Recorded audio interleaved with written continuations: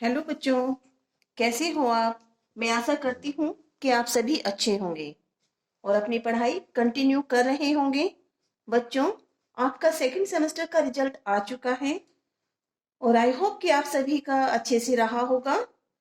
बच्चों, कभी भी हमें रिजल्ट की टेंशन नहीं लेनी चाहिए। अगर हम एग्जाम अच्छे करते हैं तो रिजल्ट भी हमारा अच्छा आता है।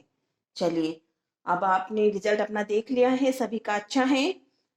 तो बच्चों, अब आप अपनी थर्ड सेमेस्टर की जो टॉपिक्स हैं, जो आपको डिफिकल्ट लगते हैं सब्जेक्ट, उनको बहुत अच्छे से तैयारी करिए और उसमें अच्छा और भी अच्छा स्कोर आप लाने का प्रयास करें। बच्चों, हम अपना संस्कृत में टॉपिक हमारा चल रहा है समास। समास का अर्थ क्या होता है, समास विग्रह क्या होता है और समास के प्रकार कितने हैं, ये हम पिछली वीडियो में कर चुके हैं। और हमारा जो टॉपिक चल रहा है वो सेकंड टॉपिक में तत्पुरुष समास चल रहा है, जिसके हमने भेद भी नोट कर लिए हैं। और आज हम थर्ड तत्पुरुष समास पे यानी चतुर्थी तत्पुरुष समास को करेंगे। बच्चों, लास्ट वीडियो में मैं इसकी डेफिनेशन लिखवा चुकी हूँ। जिन बच्चों ने नोट नहीं की है, थोड़ा आप अपना नोटबुक लेके बैठा करें बेटा, टाइम वेस्ट ना हो, क्योंकि आपके पास में टाइम बहुत कम है। अपनी पढ़ाई कंटिन्यू रखिए आप।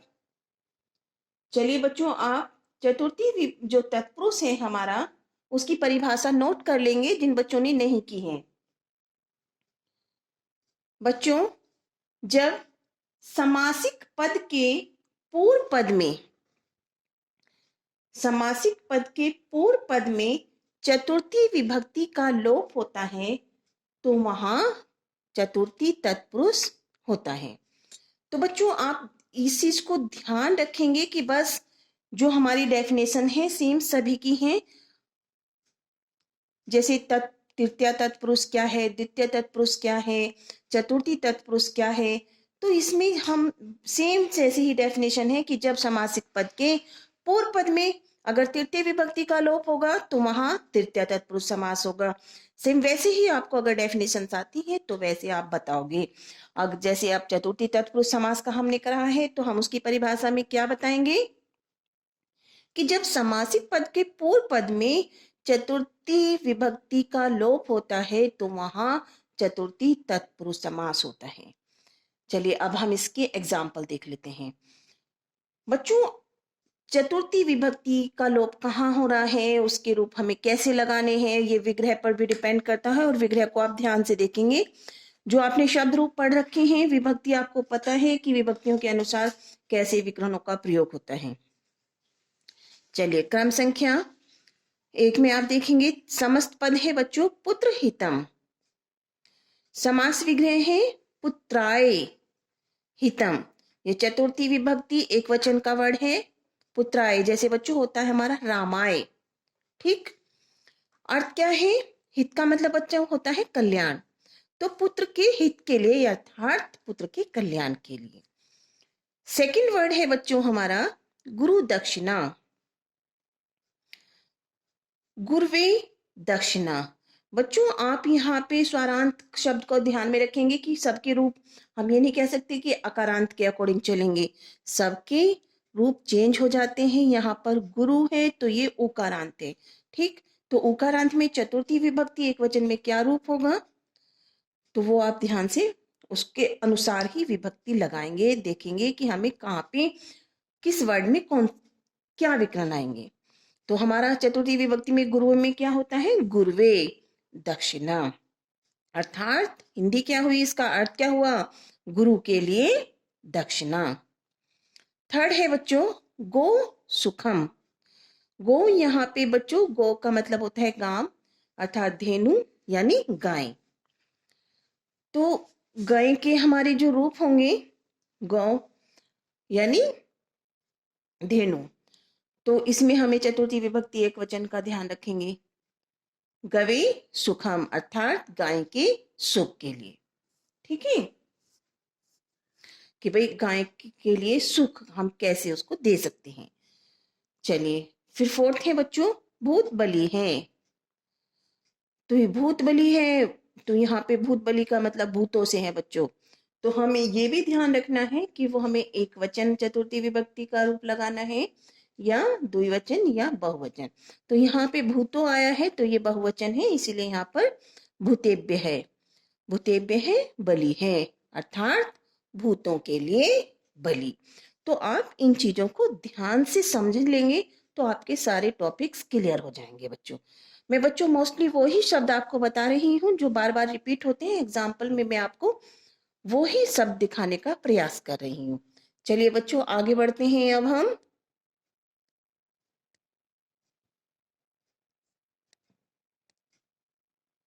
बच्चों आगे है हमारा 4 नंबर पे है पंचमी तत्पुरुष।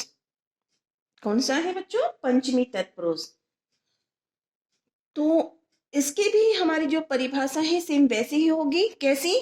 कि जब समासिक पद के पूर्व पद में पंचमी विभक्ति का लोप होता है तो वहां पंचमी तत्पुरुष होता है। तो यहाँ पे भी आप सेम वैसी ही परिभाषा है कि जब आप एक डेफिनेशन को याद कर लेंगे तो आप सभी की उनकी बना सकते हो कि जब समासिक पद के पूर्व पद में पंचमी विभक्ति का लोप होता है तो वहां पंचमी तत्पुरुष समास होता है। क्रम संख्या देखेंगे, डाल लेंगे, सभी बच्चे नोट करते जाया करें। एग्जाम्पल, समस्त पद, समास विग्रह, अर्थ। तो बच्चों सबसे पहले है हमारा वर्ड सिंह भयम। तो सिंह कौन होता है? शेर। भय का मतलब क्या होता है बच्चों? डर। ठीक है। तो यहाँ पे पंचमी विभक्ति का हमें प्रयोग करना है तो आप ध्यान रखेंगे तो क्या होगा? सिहात भयम। सिहात का मतलब है शेर से। ठीक है। आत यहाँ पे आ रहा है, जैसे हम लिखते हैं रामात, वृक्षात, इस तरह से। तो अर्थ क्या हुआ? शेर से डर। सेकंड वर्ड नोट करेंगे, दूराद गते हैं। ठीक। तो दूर का मतलब क्या होता है बच्चों? दूर से। ठीक है। आगत जहां पे होगा वहां पे आया हुआ। ठीक। गम धातु के रूप होते हैं तो जाना होता है, उसमें आ उपसर्ग लग जाता है तो बच्चों आना हो जाता है। तो दूरात आगते हैं, अर्थात दूर से आया हुआ। थर्ड वर्ड नोट करेंगे बच्चों, धर्म भ्रष्ट है। नोट करते जाएंगे बच्चे सभी।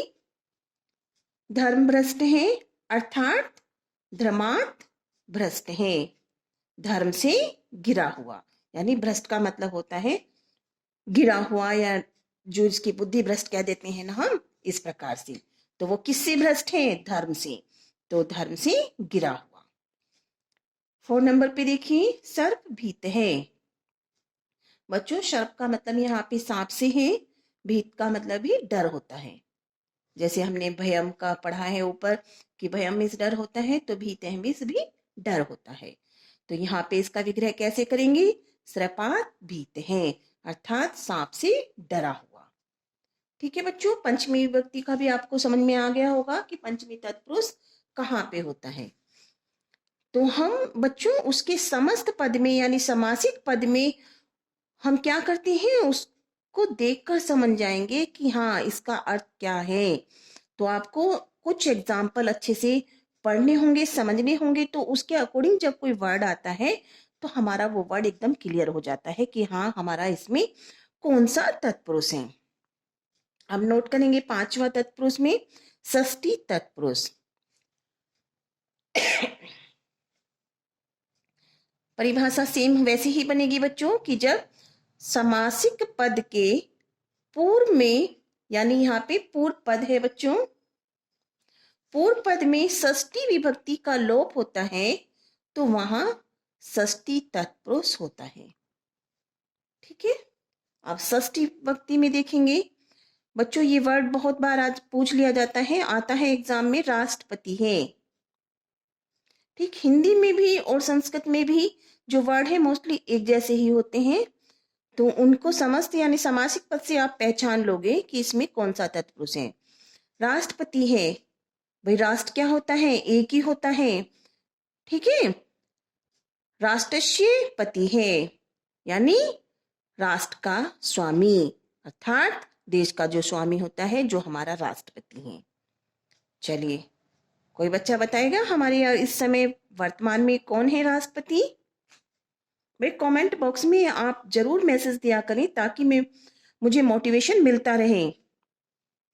सेकंड देखिए, गंगा जलम, गंगाया जलम, गंगाया। बच्चों यहाँ पे आप ध्यान रखेंगे कि यहाँ पे आकारांत स्त्रीलिंग शब्द रूप का हमें प्रयोग करना है। तो क्या है बच्चों, गंगाया जलम अर्थात गंगा का पानी। थर्ड देखेंगे बच्चों, विद्यालय, विद्यालय, यहाँ पे संधि हो रही है, सबको पता है विद्या प्लस आलय है। तो बच्चों यहाँ पे क्या होता है, विद्या। तो विद्या हमारी क्या होती है, कोई एक नहीं है, बहुत सारी विद्याओं का घर होता है। भैया आप देखेंगे जैसे कॉलेजेस में आपका क्या चलता है, वहां पे बीएससी भी चलती है, बीकॉम भी चलता है बीए भी चलती है, एमएससी भी चलती है। तो वहां पे अलग अलग विद्याओं का घर विद्यालय। तो क्या होगा, यहाँ पे हमें बहुवचन की षष्ठी विभक्ति का प्रयोग करना होगा। विद्या नाम आल्य है, विद्याओं का घर। क्लियर होते जा रहा है बच्चों, सबको समझ में आ रहा है। जहां पे भी बच्चों आपको कोई प्रॉब्लम आती है तो तुरंत आप कमेंट बॉक्स में जाएं और अपना मैसेज छोड़ें। 4 नंबर पे देखें बच्चों, राज पुरुष। क्या है बच्चों, राज पुरुष, राज पुरुष है अर्थात राज्ञ है, पुरुष है यानी राजा का पुरुष। तो यहां तक सबको क्लियर हो गया है बच्चों, कोई डाउट तो नहीं है? जिसको डाउट हो तो बच्चों पूछ लिया करें मुझसे। अब देखते हैं हम षष्ठी विभक्ति, जो हमारा षष्ठी यानी छठा हमारा है, छठे नंबर पे है बच्चों सप्तमी तत्पुरुष। उसकी भी हमें परिभाषा सेम वैसी होगी कि जब समासिक पद के पूर्व पद में सप्तमी विभक्ति का लोप होता है तो वहां सप्तमी तत्पुरुष समास होता है। ठीक है बच्चों, अब देखिए यहाँ पे क्रम संख्या है, समस्त पद है यानी समासिक पद है, समास विग्रह और अर्थ। फर्स्ट नंबर पे नोट करेंगे बच्चों नरोत्तम। ये वर्ड बहुत बार आपका आया हुआ है, तो आप इसे, जिस वर्ड को मैं आपको वेरी इंपॉर्टेंट बताती हूँ उसे टिक करते जाया करो बच्चों, नोट कर लिया करो। किसी भी आगे आप कॉम्पिटिटिव एग्जाम देते हो, कंपटीशन में बैठते हो, तो वहां पे ये वर्ड आपको बहुत यूज मिलेंगे, बहुत हेल्प मिलेगी इन वर्ड से आपको, क्योंकि मोस्टली बच्चों रिपीट होते रहते हैं वर्ड्स, घूम के वहीं आते हैं किसी भी कंपटीशन में जाएं। और मेन होता है कि जब आप उसको अच्छे से क्लियर कर लेते हो, कोई भी टॉपिक हो, चाहे वो समास हो, संधि हो, उपसर्ग हो, प्रत्यय हो, अनुवाद हो, तो आपको किसी भी वर्ड से डर नहीं लगेगा। तो मोस्टली आप अपने टॉपिक्स बिल्कुल क्लियर करते जाया करो। नरोत्तम है, नर मीन्स होता है बच्चों मनुष्य और उत्तम मीन्स श्रेष्ठ। तो नरोत्तम यानी हमें यहाँ पे क्या है, नरो बहुवचन। ठीक है, हमें ये देखना है कि मनुष्यों में श्रेष्ठ है, तो हमें वहां पे सप्तमी विभक्ति के बहुवचन रूप का प्रयोग करना है। जैसे हम करते हैं रामेशु, तो यहाँ पे क्या आएगा बच्चों, नरेशु उत्तम है अर्थात मनुष्यों में श्रेष्ठ, मनुष्यों में महान। सेकंड नोट करेंगे बच्चों जलमग्न है। जलमग्न है, जल में आप सभी समझते हैं पानी, मगन यानी उसमें डूबा हुआ जो है जलमग्न है। ठीक, तो वहां पे हमें क्या करना है बच्चों, एक वचन, भाई पानी तो पानी है, जल को हम एक वचन, द्विवचन, बहुवचन में नहीं बांधते, जल तो जल है। तो यहाँ पे हमें सप्तमी विभक्ति के एक वचन का प्रयोग करना है, जले मग्न है, जल में डूबा हुआ। थर्ड वर्ड है बच्चों शास्त्र निपुण है। शास्त्र जो हमारे वेद पुराण होते हैं, जो शास्त्र होते हैं, वहां पे निपुण का मतलब होता है बच्चों निपुण होना, कुशल होना। तो यहाँ पे हमारा शास्त्रों में कुशल अर्थात इसका हिंदी अर्थ आप समझ लेंगे। तो क्या होगा, यहाँ पे हम सप्तमी विभक्ति के बहुवचन का जो शब्द है उसके हम विकरण को यूज करेंगे। तो क्या होगा, शास्त्रेषु निपुण है अर्थात शास्त्रों में निपुण। सबको समझ में आ रहा है बच्चों? बच्चों मैं कि मतलब प्रयास करती हूँ कि आपका हर वर्ड हर टॉपिक्स अच्छे से क्लियर कर सकूं। और मैं आशा करती हूँ मैं बहुत अच्छे से आपको समझा रही हूँ। बस मेन है कि आप थोड़ा ध्यान से उस चीज को समझ लें और नोट कर लें, क्योंकि बच्चों इतना इजी भी नहीं होता संस्कृत हमारा सब्जेक्ट जितना हम समझते हैं कि चलो एक बार हमने कर लिया हो गया। इसको हमारी प्रैक्टिस मांगती है कि हम उसे बार बार अभ्यास में लें और हमारा वो टॉपिक क्लियर हो जाए। नेक्स्ट है बच्चों, विद्या कुशल है। अब यहाँ पे विद्या, एक ही विद्या की बात हो रही है, ठीक है।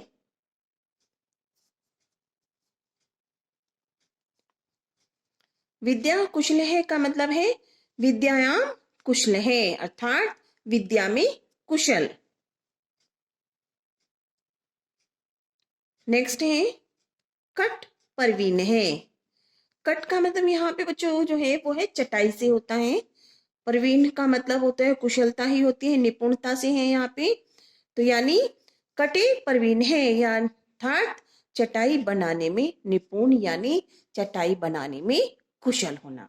तो बच्चों हमारा जो तत्पुरुष समास के जो मुख्य भेद हैं वो 6 हैं, वो मैंने आपको करा दिए हैं। बाकी जो इसके अलग से भी होते हैं बच्चों, भेद जो होते हैं हमारे मुख्यतः, अगर हम किसी अदर बुक में देखोगे तो आप परेशान मत होना, किसी किसी बुक्स में 12 भेद भी दिए होते हैं। तो जो मेन होते हैं जिनमें से आपके वर्ड्स पूछे जाते हैं मोस्टली, वो 6 ही होते हैं, वो मैंने आपको करा दिए हैं। और नेक्स्ट वीडियो में अगर मेरे पास टाइम बचता है आपका सिलेबस कंप्लीट कराने के बाद, तो मैं उन 6 टॉपिक्स को भी आपकी वीडियो बनाकर सेंड कर दूंगी बच्चों। चलिए बच्चों, आज हम यहीं तक टॉपिक अपना करेंगे इस वीडियो में। और बच्चों मैं आशा करती हूँ कि आपको मेरे द्वारा पढ़ाए गए सभी टॉपिक अच्छे से क्लियर हो रहे होंगे। तो प्लीज आप मेरे चैनल को सब्सक्राइब करें और लाइक करें। थैंक यू बच्चों।